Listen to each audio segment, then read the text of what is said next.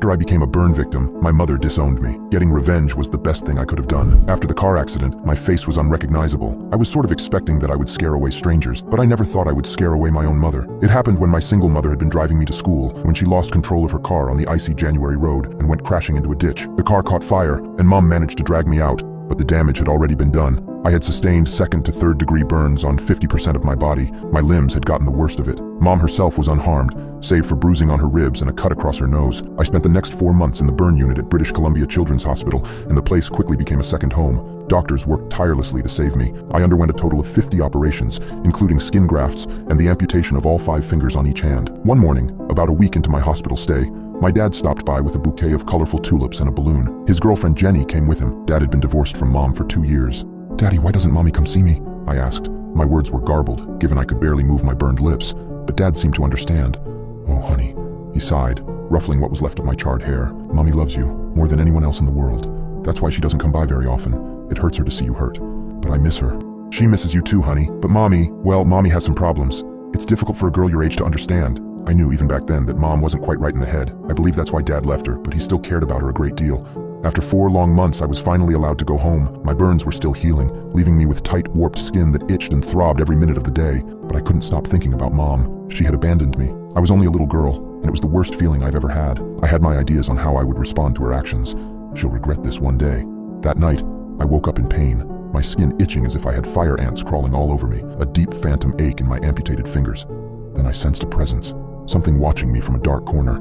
It didn't feel malevolent, but it made my spine tingle. Glancing nervously over my shoulder, I was shocked to see a dark figure standing in a corner. It was a little girl, no older than myself. She wore a yellow t-shirt and flowery pink shorts. She was grotesquely deformed. Her flesh appeared to be melting off her body, hanging in heavy folds and bags. It was blackened in areas, pink and raw in others. She was completely bald, and not only that, but her scalp had been charred away, revealing a pearl-white skull beneath. Her eyes were impossibly large, lacking eyelids, and had such heavy cataracts her pupils were invisible. Her arms were shriveled and curled up grotesquely at her sides, but the worst part was her mouth. Her lower jaw hung down at an impossible angle and seemed to have fused to her chest, leaving her face in a permanent scream. I had never seen anything so horrible in my life, but before I could make a sound, the girl raised a shriveled hand and brought it to her gaping mouth, as if trying to shush me. It appeared she was trying to speak, but her frozen jaw made that physically impossible. She placed her hand on my shoulder, and when I forced myself to look into her eyes, I saw compassion. I saw love. "Who are you?" I whimpered. She gently pushed me back into a reclining position, tucked the covers around my scarred, wounded body, and smoothed back my hair. Then she turned and walked silently out of the room, leaving the door open just a crack. I couldn't stop thinking about the little melting girl, and part of me wanted to see her again. Days later, I returned to school. My friends were all delighted to have me back, but many kids avoided me, and some were downright mean. 3 years passed, and I made remarkable progress. I began walking again, and my burns healed better than my doctors expected. By then, I had mostly forgotten about the little melting girl. Around that time, I was entering puberty, which can cripple the self-esteem of even the most beautiful girls. As well as my injuries had healed, I still had a lot of scarring and was missing my left breast. My appearance made me a prime target for bullying. One day, when I was walking home from school, a group of older girls followed me home and threw rocks at me. I ran into the house, crying, and shut myself in my room. I sobbed for over an hour, feeling like a total freak, hideous and unlovable. As I lay on my bed, face buried in a pillow, I felt a hand smooth back my hair. It was the melting girl. She still wore the same outfit and hadn't aged a bit. Her appearance wasn't nearly as shocking the second time around, but I couldn't stifle a frightened squeal. "It's you," I gasped. "What are you doing here?" The melting girl walked over to my desk and scribbled something on a sheet of notebook paper. She held it up so that I could read. "Kids can be cruel," it said. "I'm so ugly," I whimpered. "I'm a monster." She shook her head, then jotted down a second note. "A few scars mean nothing. You've got beautiful blue eyes, gorgeous, shiny golden hair, and the perfect bone structure. You are amazing." I suddenly felt pretty bad for sobbing over my own deformities to this girl who barely looked human anymore. "Are you just saying that to make me feel better?" She shook her head, then placed her hand over her heart. "Who are you?" I demanded. "Are you a ghost?" Once again, she left my room without a word. I tried chasing after her, but she was gone. After searching the house top to bottom, I figured she must be a ghost, and that she had died in the fire that warped her appearance. But who was she? What had happened? Why did only I see her? Did she have something to do with my mom? The following day after school, I decided to speak to my dad. I told him that I wanted to ask him a question about Mom. I reminded him that I was almost 12 years old and had a right to know, and that he had to be honest with me. "Okay, Julia, I'll do my best. What is it? What happened in Mom's past?" I asked him. "Why is she so strange sometimes? Why did she abandon me?" Dad hesitated, biting his lip. He flushed and rubbed his temples. "Well, I think you're at that age now," he said. "I'll tell you everything I know, okay?" I took a deep breath. Okay. Dad poured himself more iced tea and pinched the bridge of his nose. I don't know a whole lot about it, but when I met your mother, she was an orphan at 21 and claimed not to have anyone except her grandmother. It wasn't until a whole year into our relationship that she finally confessed there had been a terrible accident in her childhood. She refused to elaborate. I sank back against the couch cushion, defeated. So you don't know either? No, I'm sorry, honey. Would she tell me if I asked her? I don't think that's a good idea, Julia, said Dad. Jenny, sitting next to me on the couch, nodded, and so, for the time being, I listened to him. But after 5 years passed, I saw the melting girl again. At 16, my confidence had improved. I had friends and good grades. That said, I still had to deal with bullies on a regular basis. But now I could stand up for myself. One day at lunch, my friends and I were discussing the upcoming school dance and what we would wear. Rachel Newton, one of the resident mean girls, sneered at me as she and her friends walked by. You better not wear anything too short, Crispy. Nobody wants to look at your ugly legs. I was sick of it. You're such a freak, Rachel, I snapped. Ever considered seeking professional help? She scowled. I'm the freak. Ever considered plastic surgery? It would make looking at you so much easier. I punched her in the nose.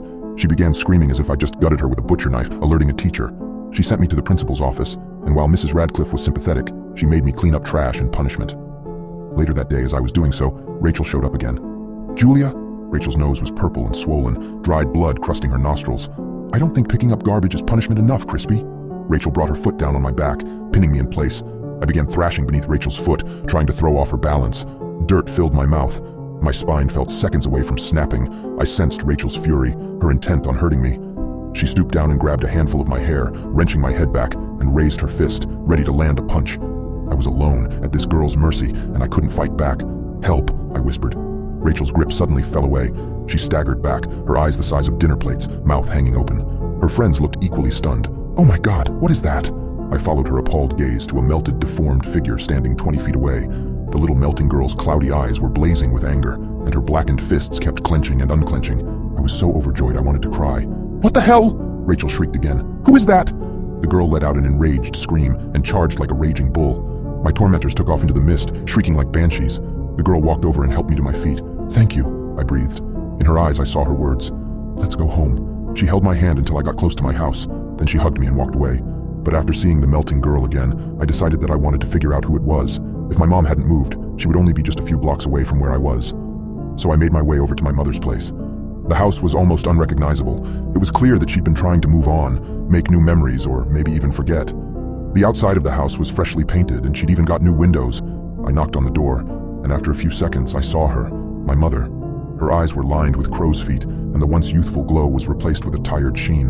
She was silent, looking me up and down. I could see her eyes well up, but she held back her tears. I saw regret in her eyes, regret, and something else. Fear? I couldn't tell. I remember when I was younger, when I wanted to get revenge on my mother for abandoning me. I figured that forcing her to tell me the truth, something she was clearly incapable of doing, would make me satisfied. I need to know, I said, my voice barely a whisper. When we went to sit down in the unrecognizable living room of the house, I told her about the melting girl. Oh God, oh my God, Julia, she sobbed. Mom, what is it? She pulled me into a crushing hug, her chest heaving as she fought for air. That girl, she's my sister. I was frozen. What? Oh, honey, I guess I can't hold back any longer. Finally, after 16 years, I got to know my mother. She grew up on a farm in Saskatchewan with her twin sister Sarah and their parents. They lived a happy life until an arsonist set the barn on fire. The girls were inside at the time. In a frantic attempt to escape, Sarah fell and broke her leg. She ran to get help, but by then it was too late. The fire had spread out of control, and Sarah couldn't be saved. The fire completely broke Mom. She didn't speak for almost a year, and 4 years later her parents died in a car accident. Mom never recovered emotionally. To this day, I can only imagine what she went through. When you got hurt, it brought back so many terrible memories. I couldn't face it. I was a coward, Julia. I'm so sorry. Don't be. I kissed her cheek. You're the best mother, and I love you. She wiped her nose. I've seen Sarah a few times since she died, but I convinced myself I was dreaming.